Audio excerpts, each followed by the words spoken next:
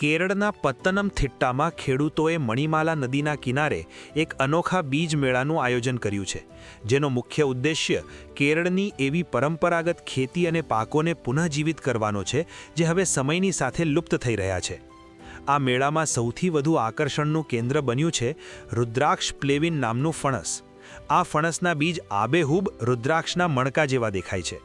માલાબાર વિસ્તારમાં માંડ જોવા મળતા દુર્લભ ઝાડના બીજ એકઠા કરી અહીં ખેડૂતોને તેનું વિતરણ કરવામાં આવ્યું છે, જેથી આ ખાસ જાતના ફણસના ઝાડની સંખ્યા વધારી શકાય. આ આયોજન હેરિટેજ વોક અને ધરણી સંસ્થાની એક મોટી પહેલનો ભાગ છે. લોકો પોતાના ભવિષ્યને સુધારવા માટે ભૂતકાળના વારસાનું મહત્ત્વ સમજે તે હેતુથી રાજ્યના 14 જિલ્લાઓમાં આવા 18 કાર્યક્રમો યોજાઈ રહ્યા છે.